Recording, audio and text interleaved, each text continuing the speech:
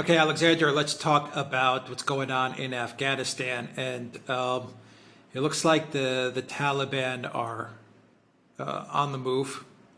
They have the momentum now to, I would say, to take over the country when and if the U.S. were to leave. And I say that when and if were to leave because even though Biden has put a date, September 11, I don't think that'll happen. I mean, there's a growing consensus that a lot of mercenaries and hired soldiers, contractors, are going to stay in Afghanistan as well. You did a video about Boris Johnson and the fact that he's going to keep British SAS troops in Afghanistan as well. And there's just a lot of talk that it's not going to really be a withdrawal. Either way, the Taliban have put an ultimatum on everything, and they've said that they will take the capital city of Kabul if the withdrawal is not completed. And I do say that they have the momentum is on their side. That's how it seems. I mean, it seems like they're gaining strength with each day. So what's going on in Afghanistan? There's a lot of different things that are being reported from there. I think it is indisputable that they're gaining strength every day. I mean, they've just won control of a major district in Kandahar province, which is in the south, but they're also making major advances in the north. And the story seems to be that there's very little actual fighting. It turns out that when they turn up somewhere, the government troops simply desert. They just throw away their weapons. Some of them go over to the Taliban. Others flee. And in a number of cases now, a growing number of cases now, they flee across the northern borders into the territory of the former Soviet Union, into these former Soviet republics of Tajikistan and Uzbekistan. And Putin, the Russian president, has been on the phone to the leaders of those two countries, of Uzbekistan and Tajikistan, about tightening up control of the border between Afghanistan and these countries as troops flee. And one gets the sense that this is happening right across Afghanistan now. There seems to be a small cadre of Afghan troops in the special forces units who are disciplined and motivated and who are prepared to fight. But the greater majority of Afghan military seem to be unwilling to fight the Taliban, and resistance to the Taliban is collapsing, and it's collapsing incredibly fast right across the country at a speed which apparently even the Taliban themselves didn't expect. So that's the story, and with the Americans going or not going, that's the big question now. And what about the British troop presence? Yeah, well, I think this is part of a plan that was hatched a few months ago. The idea was the US would withdraw its, the visible part of its forces from Afghanistan, but all kinds of special forces units would try and remain there. So there would be the British SAS would remain there, some American mercenaries would remain there, mercenaries from other countries would remain there. There'd be attempts to build up militias. All these kind of things would remain in Afghanistan in order to try and control the country or continue to control the country after the so-called withdrawal had been completed. But the speed of the Afghan government's collapse is putting all that now in jeopardy, because it's quite clear that the collapse is happening so fast and at such a rate that instead of these special forces, the SAS troops and all those people being in a position to make a difference, they are becoming themselves increasingly vulnerable to a Taliban attack, because the Afghan army that was supposed to shield these troops and who these troops were supposed to train is disintegrating. So they're looking isolated and bereft. And frankly, and I strongly believe this, in the case of the British troops, sending them to Afghanistan at all at this time is absolutely reckless, and they should leave at once. What about the talk that they're going to be just mercenary forces, hired, contracted soldiers to stay in Afghanistan? kind of like a bait and switch in a way. The army leaves, but the contractors, Yeah. whoever's there, stays, and more paid for hire soldiers move in. Again, I think this was a plan, a cunning plan, as we say in Britain, that was hatched a few months ago, but which has been overtaken by events. Because obviously, having mercenaries, having these troops, these soldiers who are from contractors in the country, they can fill gaps when big real armies are stationed in a particular country. But when those armies withdraw, these private contractors, they look incredibly vulnerable because they can't call in air support in the way that conventional troops can. They don't have the sort of infrastructure that a conventional army does. And if you just rely on them in a condition of overall collapse, which is what you're seeing now, then they become vulnerable themselves, and either they're withdrawn or you have to send back conventional troops in order to protect them. So that's the paradox, that they can be useful if things are going well, but they are actually a liability if things are going wrong, which is what they are doing. Like yourself, I think we're going to see over the next couple of weeks growing pressure, especially in Washington, especially from the Pentagon, but also from the neocons and from parts of Congress, to reverse the withdrawal, or at least to stop the withdrawal. Because the more the US troops visibly withdraw from the country, the faster the rate of collapse becomes, and the more all these plans and schemes to use private contractors, special forces, armed militias, and all that, the more those plans fail. It's remarkable how quickly they failed, and it's remarkable how completely unsuccessful all those trillions of dollars spent on building up the Afghan government and the Afghan army have been.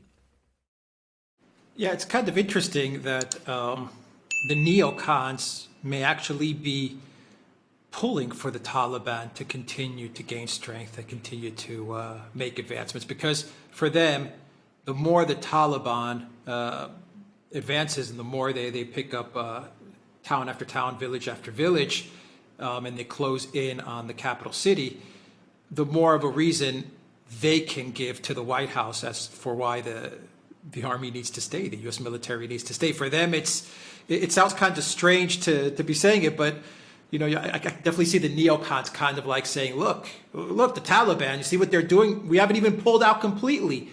And look at all the gains that they're making. So you obviously can't leave Afghanistan because, as we see the Taliban advancing, Kabul's going to fall, the government's going to fall, and there you go. So, 20 years they're going to tell, the Biden White House, down the drain. That's what they're going to say. So you can't leave. I mean, it's weird to say it, but Bolton and guys like that may actually be rooting for the Taliban at this stage. I think that's entirely plausible. And I did a video some time ago on my own program in which I wondered, I speculated, I don't know this, but I speculated that one of the reasons why the Afghan military has been exposed as so hollow is because there was never any real attempt to actually build it up, despite all the money that was being spent on it. Because building it up and creating a viable army in Afghanistan would have created a situation where the US military could leave. And what the neocons want is they don't want the US military to leave anywhere where it gets stationed. They want it to stay. So they didn't want a strong Afghan army that could stand by itself. They wanted a weak Afghan army that couldn't stand by itself, so that it would collapse at the first sign of pressure, as it is now doing, and justify keeping the US troops there and keeping them there indefinitely. And I have no doubt that those people at the moment are feverishly lobbying behind the scenes, trying to get the administration to change policy and to reverse the withdrawal. And we will see whether they succeed. Okay. Many people, they always ask the question, what is the U.S. doing in Afghanistan? And on the surface, it doesn't make any sense for the U.S. to be there for 20 plus years. Geopolitically, that is, to say on a geopolitical level, to me, it doesn't make much sense as to why the U.S. wants to remain in Afghanistan and why it has remained in Afghanistan. But there are reasons for the U.S. being there, and there are reasons for why the neocons and the neoliberals want the U.S. to control Afghanistan. What do you think those reasons are? Is it a strategic geopolitical reason? I don't think it is. Is it a money reason? Is it a military-industrial complex reason? Is it controlling the narcotics trade lines? That's why they want to be there. I mean, there is a reason why they're there and why they want to remain there. And obviously, I think it always comes down to money. I don't think it comes down to real power politics or geopolitics. I think there's a monetary reason why the powers that be want so badly to have the U.S. military in Afghanistan. What do you think? Oh, I think there's many reasons, and I think you've touched on some of them. I mean, let's start with the reason, of course, they always give, which is to fight Islamic terrorism. The reality is that U.S. interventions in Afghanistan, stretching all the way back to 1979, when the U.S. first authorized funding for Afghan insurgents fighting the then government in Afghanistan, which was Soviet-backed. There is US meddling and interventions in Afghanistan, which have created the problem of Islamic terrorism in the country. I mean, that's an essential point to say. And what we've seen over the course of the period of time that the US has had troops stationed in Afghanistan is that not only has Islamic terrorism not diminished in the country, but Islamic movements like the Taliban have resurged and have come back, and we now have ISIS present in Afghanistan too. So that doesn't work. That's not what they've achieved. Now, if you go back to 2001, when the US military entered Afghanistan after Al-Qaeda was broken up and the Taliban regime broke down, they'd given promises to the neighbouring countries, to Russia, to China, to all those, that the US would leave quickly. But of course they stayed. And they also tried to keep the bases that they'd set up in Central Asia, places like Tajikistan and Kyrgyzstan, which they told the Russians they wouldn't do. And it was quite obvious, and in fact they were quite open about it, that they were trying to try and use Afghanistan as a bridge to try to extend US influence into Central Asia, former Central Asia, gain control of the oil there, outflank Iran, outflank China, all that sort of thing.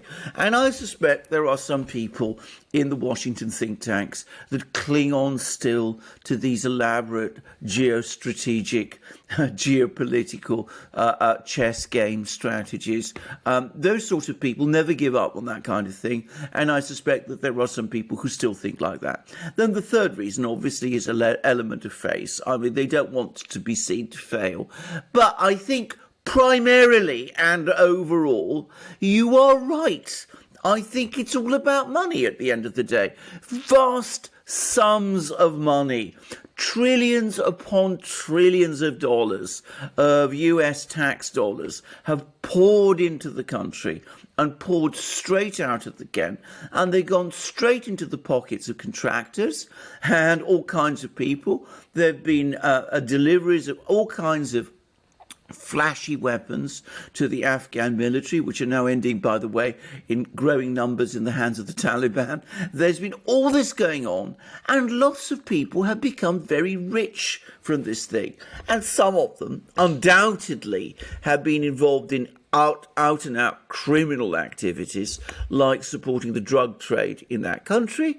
And of course there is a long and infamous but very well documented and historically established connection between some US agencies, especially the CIA, and the international drugs trade. I mean, that was true in Vietnam, it's been true in Central America, and it's also, I'm sure, true in Afghanistan too. And it's probably long-standing also. So yes, I think money is the primary motivator and driver of this thing.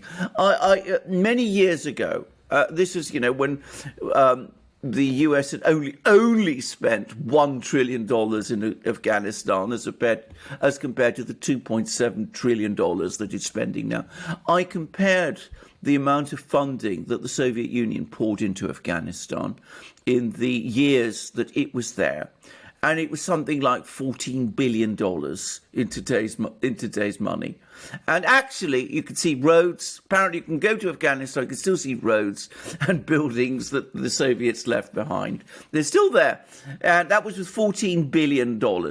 And the United States has spent $2.7 trillion, and its government is collapsing like a cake. Now, all that money can't have achieved nothing. It has achieved something, but that something is probably more likely to be found in the various banks in the Cayman Islands and the Turks and Caicos and, Switzerland and Liechtenstein and wherever than it is in the villages and towns of Afghanistan. So money, I think, is a very, very big driver behind this thing. As I say, geopolitics plays a part, but face also plays a part. But money always is the thing that oils the wheels and makes the thing move. Yeah, geopolitics and face is the cover. That's the marketing. The real reason is that it's a good business. 20 years, they've built a really big industry out of Afghanistan. Absolutely. And that leads to my final question. 20 years, they've built an incredible business, an incredible industry out of Afghanistan. So many people, I'm sure, have made so much freaking money, 2.7 trillion. And that's just what's reported. I mean, I think you could probably, maybe double that. 2.7 trillion, that's what's on the books.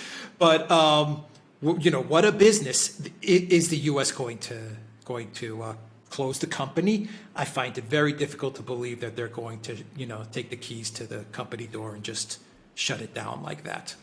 Well, I would agree. I mean, it's, as I said, lots of people have made lots of. I mean, not all of them, by the way, corruptly. I mean, lots of people go along and they are paid to promote education for Afghan women and things of that kind. I mean, it may not achieve anything, but you get paid very big salaries for doing it. And of course, you have to have security guards to protect you because you're in danger. So you have the contractor who's then paid a huge amount of money to protect the person who is providing this advice. All that kind of thing multiplies, and it multiplies on a prodigious scale.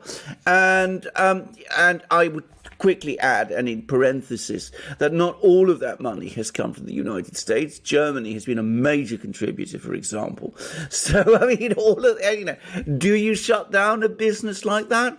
Well, of course, if you apply business principles, of course you do, because it's a loss-making business. It's completely failed. I mean, the whole thing is collapsing the moment the money stops. It's a Ponzi scheme, if you like, if you want to impose a business to it, business principles to it. But these people are not interested in imposing business principles on these things. They're interested in keeping the flow moving. And, of course, they will agitate for that to happen. Yeah, I mean, why stop? You can just print more, right? Absolutely. It's not about making a profit. It's just about printing more cash. Absolutely. And then throwing it on the U.S. taxpayer or the German taxpayer. And then, or the German taxpayer or whatever. So there you go. Yeah. All right. Well, we'll see. September 11th is right around the corner. So yeah, I know. We're going to start seeing a lot more action, I think, in Afghanistan. I'm going to add one thing, actually, which is that it will be a major, major humiliation for the administration if they had to publicly announce a reversal of this withdrawal policy. I think having said it and announced that they would do it, if they turn around and now keep the troops there after all, or dare one say it, send some back, that will create a lot of anger, especially amongst soldiers and their families. But, that kind of thing probably doesn't matter that much to them, and we'll see what they do. Yeah, but the U.S. has done that before, and they have ways of massaging it with the American public. And, of course, you have the media is on the Biden White House's side. If it was Trump, then, yeah, it would be hell to pay, I think, if he said, we're pulling out, and then he puts troops back. But given it's a Biden Democrat White House, I'm sure they'll get the entire mainstream media and big tech on side. And yeah, they could, maybe they can make a big event of the troops pulling out on September 11th, but they'll find a way to reverse gear and, kind of move troops back in slowly. And the media will play ball with whatever decision they make. We'll cover for it. Anyway, we will see what happens. But, I mean, it's absolutely clear now. I mean, it's transparently obvious that this government cannot survive by itself. And after 21 years or 20 years of investment, it's utterly dependent on US help. And that's astonishing. That is absolutely incredible. I mean, when the Soviets pulled out, the government they left behind and the army they left behind survived for 3 years and only collapsed because the Soviet Union itself collapsed. If this government can't survive weeks beyond an American withdrawal, then that tells you that something has been mismanaged on an epic scale.